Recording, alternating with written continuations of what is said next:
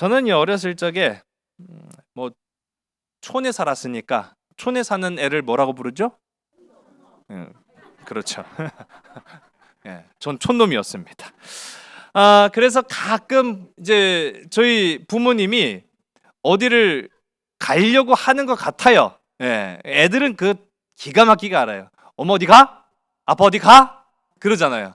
그 어떻게 할까요? 예, 뭘 입으니까. 예, 평상시하고 좀 다르니까. 예, 그게 잘 알죠. 그래서 저도 뭐 부모님이 옷 잘 입고 어디를 가는 것 같으면 이제 묻습니다. 엄마 어디 가? 아빠 어디 가? 그래 물어봐서 두 가지 이 반응에 따라서 결과가 달라져요. 예. 신방 가! 그러면 에이 됐어. 예. 신방 간다는데 뭐 제가 뭐 거기에 뭐 더 말을 덧붙일 게 없죠. 신방 가니까 이렇게 뭐 양복 입으시고 그렇게 하시더라고요. 신방 가? 그러면 그래요. 잘 갔다 오셔요. 그렇게 하고 말죠. 그런데 어디 가? 그러면 이제 어디 가?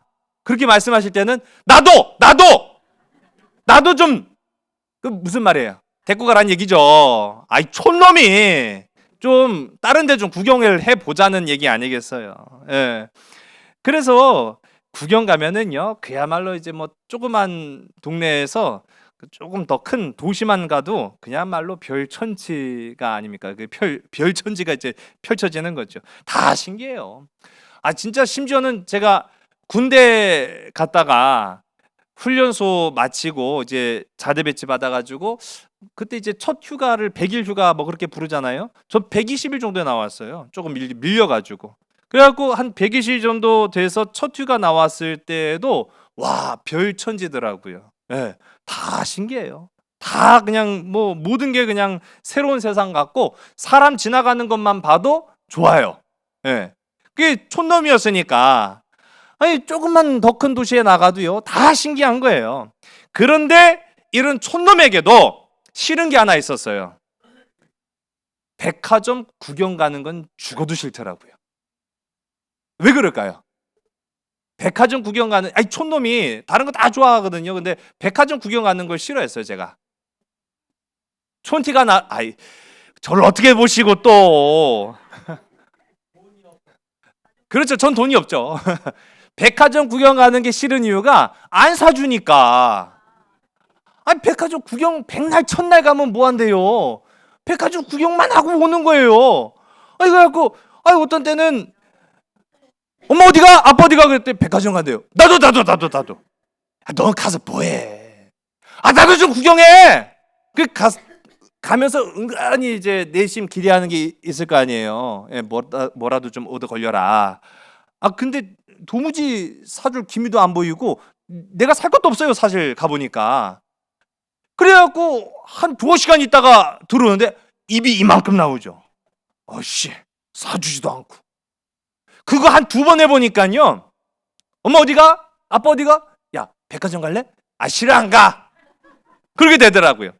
근데 한 번은 제가 오기가 생겼어요. 그래가지고 백화점 구경 갈래? 그래서 백화점 사주지도 않을 거면서 가. 그래도 백화점 구경 가는 거 재밌잖아. 사주려면은 가고 안 사주면 안 가. 그랬더니 구경만 해. 따라 나섰어요. 따라 나서 갖고 저 나름대로 그냥 그때까지는 별 말 안 하고 그냥 따라 나섰어요. 가갖고 땡깡을 엄청 부렸어요. 나 안 사주면 안 가. 안 사주면 안 간다고 땡깡을 피워가지고 얼마나 막 부득부득 우겼는지 하나 사갖고 왔다니까요. 뭘 사갖고 온 줄 아세요? 가죽 잠바를 사갖고 왔어요. 그것도 고등학교 1학년짜리가 오토바이 타고 다닐 때 입는 그 가죽 잠바 있잖아요. 소위 말하는 그 타고 다니시는 그런 그 분들. 예. 그런 분들이 입는 가죽 잠바를 나 이거 안 사주면 나 집에 안 간다고.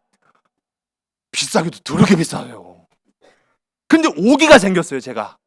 아니, 한두 번 속아보니까, 아니, 백화점은 이건 뭐 사러 가는 게 아니라 구경하러 가는 건데, 뭐하러 구경을 하러 가는지 이해가 안 가는 거예요. 사주지도 않을 거면서. 그래갖고, 막 얼마나 때를 썼는지, 저희 부모님이, 저희 부모님 많이 힘들으셨을 거예요. 그래갖고, 아무튼 간에, 그 가죽 잠바를 사갖고 왔어요. 고등학교 1학년짜리가. 그런데 제가 비싸게 그 가죽 잠바 사고 두고두고 후회를 했어요. 집에 가갖고 입어보니까 더럽게 안 어울리는 거예요. 생각을 해보세요. 제가 지금은 지금도 뭐 그렇게 한데 그때는 깡 말라갖고 아주 그냥 젓가락 같은 애가 볼품도 없었는데 거기다가 가죽 잠바를 입고 돌아다니니 이거는 진짜 그야말로 양아치도 그런 양아치가 없는 거예요. 제가 봐도 이건 너무 안 어울려. 그래갖고 창피해갖고 입고 다닐 수가 없는 거예요. 그래서 몇 번 입지도 않고 그냥 처박아 놨다가 한 10년 지나고 나서 보니까 없어졌더라고요. 그래가지고 제가 부모님한테 좀 미안하긴 했는데, 그런 일을 겪어보니까 이게 그림의 떡이라고 하는 게 있잖아요. 우리가 보통 이제 겉으로 보기에는 좋아 보이지만은 가질 수 없거나 사용할 수 없을 때를 그림의 떡이라고 하는데, 그걸 막상 가지고 있어도 나한테는 그 큰 의미가 되지 않더라고요. 근데 오늘 제가 왜 이 말씀을 드리냐면은 우리가 가끔 그럴 때가 있어요. 네. 저거 내가 갖고 싶은데, 저거 내가 취하고 싶은데 취하지 못할 때가 있죠. 그림의 떡과 같은 것. 오늘 모세가 꼭 그랬습니다. 모세가요, 이제 가나안을 가기 바로 직전에 하나님께서 모세에게 명령하여 아바림 산줄기를 타고 올라가서 저 요단강 건너로 보이는 가나안 땅을 좀 보라고 말씀을 하십니다. 오늘 우리가 함께 읽은 본문 12절의 말씀인데요. 우리 한 목소리로 함께 읽습니다. 여호와께서 모세에게 이르시되 너는 이 아바림 산에 올라가서 내가 이스라엘 자손에게 준 땅을 바라보라. 아멘. 오늘 성경에 나오는 이 아바림 산이라고 하는 건요, 산맥을 의미하는 겁니다. 쭉 이렇게 산맥으로 이어져 있는 그 산이고요. 더 정확하게는 느보산이었을 것이다, 이렇게 학자들은 추정을 하고 있어요. 이 느보산은 해발 843m로 굉장히 높은 축에 속하는 산이죠. 이전에 여기에서 이제 발람이라고 하는, 우리가 발람을 선지자라고도 이야기하는데 저는 뭐 거의 이제 무당에 가깝다라고 말씀드렸잖아요. 이 발람이 발락 왕의 사주를 받아서 이스라엘을 저주하려고 했다가 도리어 축복한 장소가 바로 이 느보산이었을 것이다, 그렇게 이야기를 하기도 합니다. 이곳에서 하나님은요, 모세에게 향해서 보라고만 한 거예요. 구경하라고만 한 거죠. 구경하라고 하는 것과 들어가라 라고 하는 것은 완전히 다른 차원의 이야기인 겁니다. 즉, 하나님께서는 모세에게 이 가나안 땅을 주시겠다는 거예요? 보기만 하라고 말라고 한 거예요? 그렇죠. 보기만 하고 이제 넌 말라, 넌 여기서 끝이다, 그렇게 이게 말씀을 하신 거예요. 못을 박으신 거죠. 넌 못 간다. 그 이유에 관하여서도 이전에 불순종의 죄를 다시 한번 언급을 하십니다. 우리 13절과 14절의 말씀을 함께 읽습니다. 본 후에는 내 형 아론이 돌아간 것 같이 너도 조상에게로 돌아가리니 이는 신 광야에서 회중이 분쟁할 때 너희가 내 명령을 거역하고 그 물가에서 내 거룩함을 그들의 목전에 나타내지 아니하였음이니라. 이 물은 신 광야 가데스의 무리바 물이니라. 아멘. 이전에 무리바 물을 낼 때 그 반석을 치고 이스라엘 백성들을 꾸짖는 그 과정에서 하나님이 명령하지 않은 것들을 모세가 행동을 하는 그런 모습들을 우리가 봅니다. 이거는 결코 하나님 보시기에 선한 일이 아니었죠. 여러분, 우리가 죄가 무엇인가라고 생각할 때 단순히 죄라고 하는 것은요, 세상을 살아가면서 지켜야 될 그 법을 어겼을 때만 죄가 되는 것이 아니라 우리 그리스도인들에게는 하나님이 명령하신 것을 지키지 아니한 것까지도 죄라는 사실을 기억해야 됩니다. 어떤 측면에서는요, 모세가 상당히 섭섭할 수가 있어요. 또 하나님 앞에 원망스러울 수도 있죠. 지금까지 40년 동안을 모세는 이스라엘을 위해서 그리고 하나님의 영광을 위해서 헌신한 삶을 살았습니다. 그런데 이 정도도 용납 못 해주신다고요? 아니, 무리밥 물이 안 나온 것도 아니에요. 다만 이 무리밥 물을 내는 과정에서 하나님이 명령하지 않은 행동과 말을 했다고 해서 그걸 죄라고 이야기하는 것, 어떻게 보면은 너무 하신 거 아닙니까? 그렇게 얘기할 수도 있어요. 그런데 여러분, 이게 죄의 심각성을 우리가 깨닫는 장면입니다. 죄는 가볍다고 쉽고 무겁다고 어려운 것이 아니에요. 그 죄라고 하는 것은요, 크든 작든 다 하나님 앞에서는요 무서운 거예요. 무거운 걸 수밖에 없다라는 거죠. 그래도 인간적인 마음으로 하나님, 아니 주지도 않으실 거면서 왜 데리고 왔어요? 그렇게 이야기할 수 있잖아요. 그런데 오늘 우리가 함께 읽은 이 말씀을 쭉 보니까 모세는요 하나님 앞에 그렇게 불평하지 않습니다. 가나안에 입성할 수 없다는 하나님의 말씀 앞에 대꾸하지 않고 그저 순종하는 그런 모습을 보이죠. 더 나아가서 오히려 이제 나를 대신해서 이제 이 이스라엘 백성을 이끌 지도자가 필요한데 하나님 그를 뽑아주십시오 라고 요청을 하기까지 해요. 오늘 우리가 함께 읽은 15절에서부터 17절까지의 말씀을 보겠습니다. 모세가 여호와께 여짜와 이르되 여호와 모든 육체의 생명의 하나님이시여 원하건대 한 사람을 이 회중 위에 세워서 그로 그들 앞에 출입하며 그들을 인도하여 출입하게 하사 여호와의 회중이 목자 없는 양과 같이 되지 않게 하옵소서. 아멘. 이때에 모세가 하나님 앞에 요청한 지도자, 민족을 이끌고 갈 리더십의 그 기준이 뭐라고 이야기합니까? 우리 화면을 한번 볼까요? 한번 다 같이 한번 읽겠습니다. 백성 앞에 나아가기도 하고 백성 앞에서 들어오기도 하는 자. 이 말이 어떤 의미겠습니까? 백성 앞에 나가기도 하고 들어오기도 하고 왔다리 갔다리 하는 그런 사람을 세워달라고 하는 얘기일까요?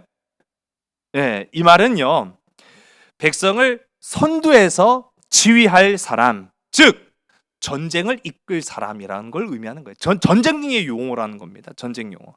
왜냐하면 앞으로 이 가나안에 들어가면 전쟁은 불가피합니다. 하나님. 물론 하나님이 이끄시는 백성이고 하나님이 책임져 주시는 민족이고 하나님이 승리를 주시겠지만 그 승리를 주시는 백성을 이끌 지도자는 필요하니 그 전쟁을 이끌고 갈 수 있는 그러한 사람을 하나님 뽑아주세요 라고 요청을 하는 거예요. 한마디로 말하면 나를 따르라 라고 외칠 수 있는 그런 사람, 용기 백배한 거죠. 앞에 선다라는 것은요 용기 있지 않고는 불가능한 일입니다.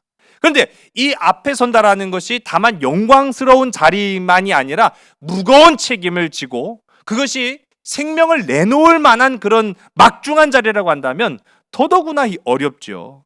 근데 그러한 위치에 서 있을 수 있는 사람, 그래서 모든 전쟁 앞에 가장 앞에 서고 모든 전쟁이 끝날 때 끝까지 모든 병사들의 안전한 귀환을 보장할 수 있는 그런 사람을 리더로 뽑아주세요 라고 하는 말이 이 모세의 요청이었어요. 참 어떻게 보면은 비록 모세가 이전에 인간적인 실수는 범했을지라도 지금 이 모세의 모습을 보면은 참으로 참된 지도자의 한 모습이다라고 하는 것을 우리가 보게 됩니다. 모세의 같은 요청에 하나님은 우리가 다 예상은 하고 있죠. 모세를 항상 따라다니면서 수종자, 이 비서 역할을 했던 사람이죠. 눈의 아들 여호수아를 데려다가 너는 민족의 지도자로 세워라 말씀하십니다. 그리고 그 민족의 지도자로 너를 이어서 여호수아가 세워진 그 까닭, 그 이유, 리더로서의 역량과 자격을 갖춘 이유가 무엇인지도 이제 설명을 하고 계시는 거예요. 우리 18절에서부터 우리 20절까지의 말씀을 우리 화면을 보시고 함께 읽습니다. 여호와께서 모세에게 이르시되 눈의 아들 여호수아는 그 안에 영이 머무는 자니 너는 데려다가 그에게 안수하고 그를 제사장 엘르아살과 온 회중 앞에 세우고 그들의 목전에서 그에게 위탁하여 내 존귀를 그에게 돌려 이스라엘 자손의 온 회중을 그에게 복종하게 하라. 아멘. 우리 한번 따라해 볼까요? 그 안에 영이 머무는 자. 그 안에 영이 머무는 자. 여러분, 무슨 말입니까? 그렇죠. 그 안에 하나님의 영, 성령이 충만한 사람을 의미하는 거예요. 여러분, 성령 충만하시기를 주의 이름 간절히 소원합니다. 하나님이 세우는 사람은 그 안에 영이 충만한데, 성령은 지혜의 영이요, 능력의 영이요, 말씀의 영이요, 용기의 영이라고 하는 것을 우리는 기억해야 합니다. 그러니까 성령은 단순히 우리가 이제 성부, 성자, 성령 축사할 때도 하나님의 사랑과 예수님의 은혜와 성령님의 보호하심, 그렇게 이제 고백을 하잖아요. 그냥 단순히 성령의 역할은 우리를 보호해 주시는 것만 있는 게 아니라 성령을 사모하는 자에게는 하나님은 지혜를 주십니다. 성령을 사모하는 자에게 하나님은 능력을 주십니다. 성령을 사모하는 자에게 이 세상을 이길 말씀을 주십니다. 성령을 사모하는 자에게는 골리앗 같은 세상에 다윗으로 살아갈 수 있는 담대한 용기를 주십니다. 이게 성령의 역사라는 거예요.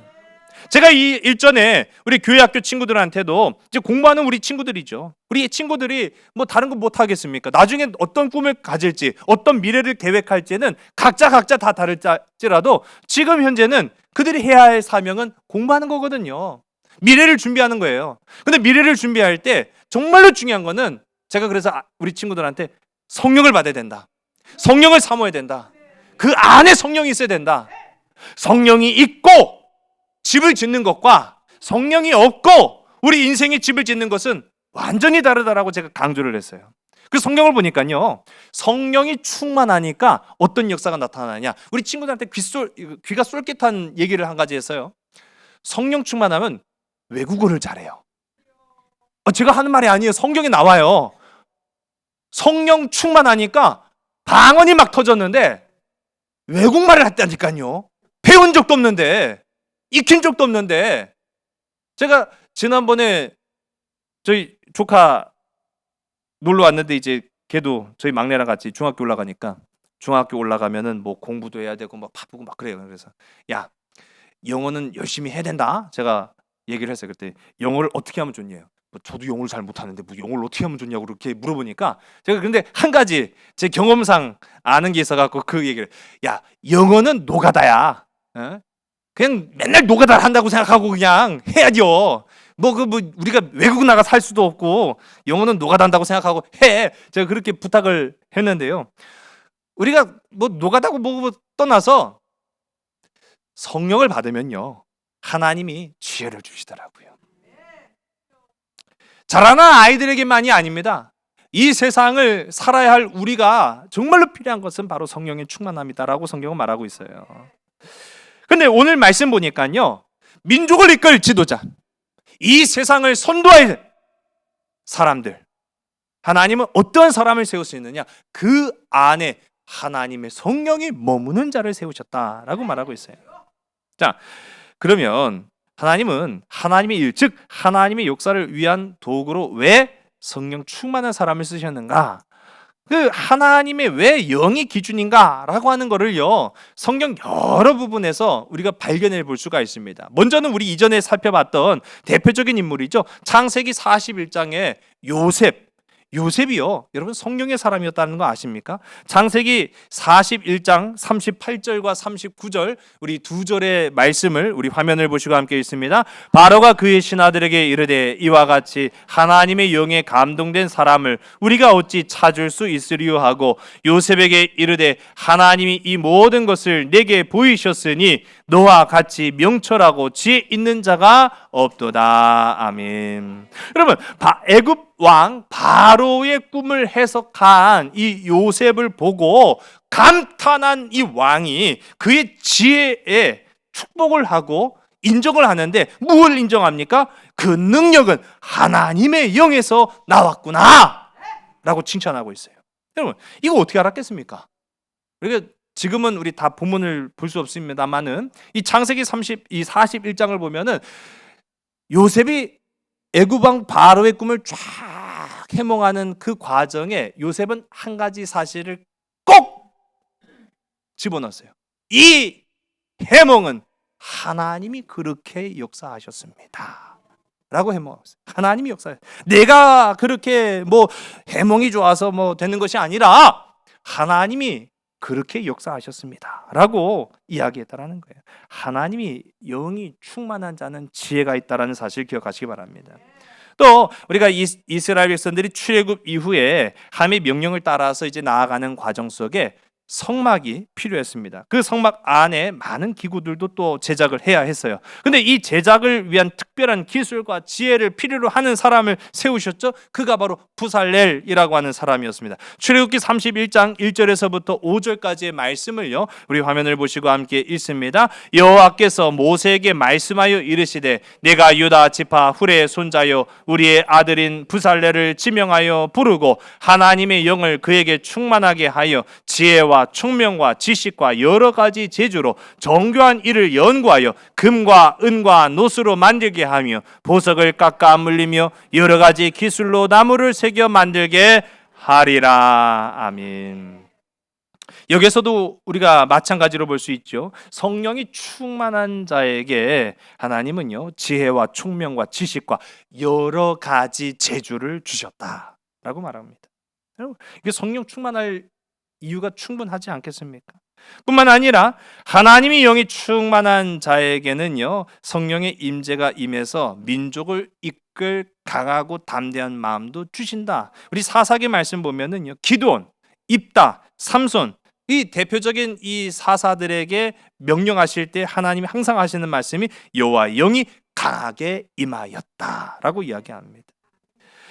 대표적인 인물이죠. 강하고 담대한 사람으로 손꼽는 사람 다윗 있지 않습니까? 사무엘상 16장 13절의 말씀을 우리 화면을 보시고 함께 있습니다. 사무엘이 기름 뿔병을 가져다가 그의 형제 중에서 그에게 부었더니 이날 이후로 다윗이 여호와의 영에게 크게 감동되니라. 사무엘이 떠나서 라마로 가니라. 아멘. 여러분, 다윗은 하나님의 영이 충만해서 지혜와 용기, 지도력과 찬양의 은사, 다양한 은혜를 체험하는 그런 모습들을 우리가 보게 돼요. 또 우리가 성경 가운데 보면 포로기 때 정말로 시대가 암울할 때 이 민족을 이끌고 세울 지도자로 하나님은 다니엘이라고 한 인물을 세우시는 모습을 보게 됩니다. 다니엘서 5장 14절의 말씀을요, 우리 다 같이 함께 읽습니다. 내가 내게 대하여 들은즉 내 안에는 신들의 영이 있으므로 내가 명철과 총명과 비상한 지혜가 있도다. 다니엘 같은 경우에 보니까요, 하나님께서 놀라운 지혜를 주셨어요. 근데 이게 놀라운 축복인 것이 다니엘은요, 포로였어요. 엄밀히 말하면. 물론 하나님이 이 다니엘을 축복하셔가지고요, 포로된 나라에서 굉장히 높은 총리의 일들을 감당케 하셨습니다. 많은 시험도 있었습니다. 어려움도 있었습니다. 환난도 있었습니다. 그런데요, 중요한 것은요, 이 다니엘이 죽기까지 이방 이 신들을 섬기는 왕들만 섬겼거든요. 이방 왕들을 몇 명을 섬긴 줄 아세요? 4명을 섬겼어요. 4명. 그것도 나라가 바뀌는 과정에 있어서도 다니엘은요, 좌천되지 않았다라는 것을 보게 됩니다. 그건 뭘 의미할까요? 다니엘의 능력을 인정받았다라고 하는 것을 의미하는 거죠. 느부갓네살, 벨사살, 다리오, 고레스. 여러분, 다리오 왕과 고레스는 우리가 이제 하나님께서 축복하시는 왕이다, 뭐 그렇게 이야기하기도 하는데, 이전에 바벨론의 이 느부갓네살과 벨사살 왕 미친놈이었어요. 아니, 왕이 미친놈이면은요, 그 밑에 있는 신하들은 까딱 잘못하면 죽기 십상입니다. 그런데 어떤 일이었을까요? 다니엘은요, 그 어떠한 상황에서도, 그 어떠한 시험 가운데에서도 좌천되거나 그는 죽지 않았습니다. 그런 모습만 놓고 보더라도 이 다니엘이 얼마나 하나님의 영으로 충만한 삶을 살았는가라고 하는 것을 알게 되죠. 여러분, 살아남는 방법은요, 세상에 지략이 있지 않더라고요. 요즘도 제가 보니까 이 정치적으로 살아남기 위해서 길을 쓰고 계신 분들 보입니다. 그런데 살아남으려고 길을 쓰고 애를 쓰고 인맥을 동원하고 지혜를 동원하고 지식을 동원하고 권력을 동원하고, 여러분, 그거 다 소용없을 수가 있어요. 보세요. 그러나 다니엘이 살아남기 위해서, 정치적인 생명을 이어가기 위해서 지식을 동원했습니까? 인맥을 동원했습니까? 사람을 의지했습니까? 권력을 의지했습니까? 성경은요, 그는 여호와만을 의지했다라고 성경 말하고 있어요. 이 혼탁한 시대에 살아남는 방법이라고 하는 것은 하나님의 영을 사모하는 것 외에는 없다라는 것을 성경은 말하고 있어요. 또 뿐만 아닙니다. 이제 우리가 신약으로 오게 되면 하나님의 영이 충만한 역사는 더 선명하게 나타나게 돼요. 우리 아까 전에 잠깐 읽었는데 누가복음 1장 15절과 16절의 말씀을 함께 보겠습니다. 이는 그가 주 앞에 큰 자가 되며 포도주나 독한 술을 마시지 아니하며 모태로부터 성령의 충만함을 받아 이스라엘 자손을 주 곧 그들의 하나님께로 많이 돌아오게 하겠음이라. 아멘. 누구를 일컫는 얘기일까요? 세례자 요한을 일컫는 얘기입니다. 자, 이 세례자 요한은요, 이미 태어나기 전부터 성령의 충만함을 받은 사람이다, 그렇게 이야기를 하고 있어요. 뿐만 아니죠. 누가복음 1장 41절과 46절 가운데 보면은 마리아와 엘리사벳이 각각 예수님과 세례 요한을 임신할 때 성경은요, 성령의 충만함을 그들이 받았다라고 이야기합니다. 여기에서 그치지 않아요. 성령의 역사는 계속 이어져 갑니다. 십자가 사건 이후에 오순절날 제자들이 마가 다락방에 모여 있었습니다. 그들은 성령의 충만함을 사모했고요. 마침내 성령이 그들 가운데 임하기 시작하였습니다. 성령이 임하였을 때 그들이 각 나라 방언을 하기 시작합니다. 사도행전 2장 1절서부터 우리 4절의 말씀을 우리 화면을 보시고 함께 읽습니다. 오순절날이 이미 이름에 그들이 다 같이 한 곳에 모였더니 호련히 하늘로부터 급하고 강한 바람 같은 소리가 있어 그들이 앉은 온 집에 가득하며 마치 불의 혀처럼 갈라지는 것들이 그들에게 보여 각 사람 위에 하나씩 임하여 있더니 그들이 다 성령의 충만함을 받고 성령이 말하게 하심을 따라 다른 언어들로 말하기를 시작하니라. 아멘.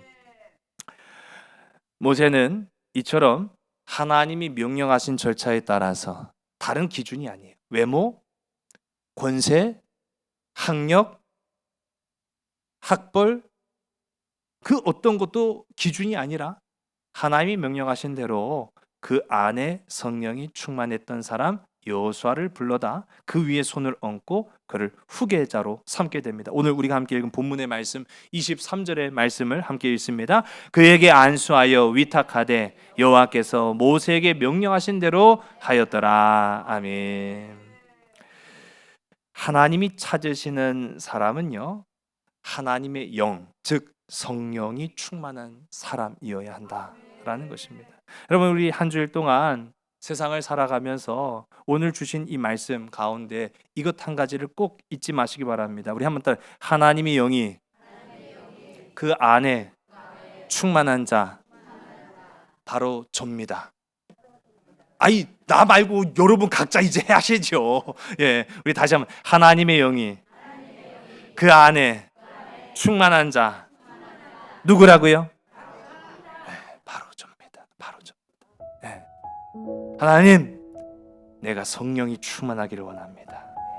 하나님, 내가 하나님의 성령을 받고 우리가 주어진 삶의 지경, 가정, 일터, 모든 관계 속에서 하나님의 영으로 살게 하여 주옵소서 고백하는 저와 여러분들에게 간절히 소원합니다.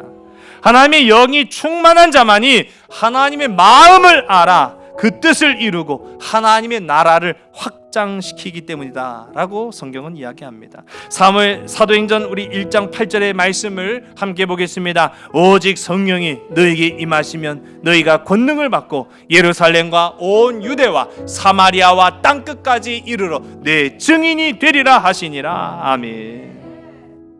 또 한 가지 우리가 암울한 시대, 혼탁한 세상 가운데에서 하나님은요, 성령이 충만한 사람을 찾으십니다. 하나님은 이 성령이 충만한 사람들을 통해서 시대를 읽을 수 있는 지혜를 주시고요, 하나님은 이 어지러운 세상 가운데에서 성령이 충만한 사람을 통해서 분별하게 하십니다. 사도행전 6장 3절의 말씀을 우리 다 같이 함께 고백합니다. 형제들아, 너희 가운데서 성령과 지혜가 충만하여 칭찬받는 사람 7을 택하라. 우리가 이 일을 그들에게 맡기고. 아멘. 예수님의 제자들이 7 집사를 택하는 그 과정 가운데도 보면은 마찬가지로 그 기준은 명확했습니다. 성령과 지혜가 충만한 사람이었다. 바라게는 저는 우리가 성령 충만하길 간절히 소원합니다.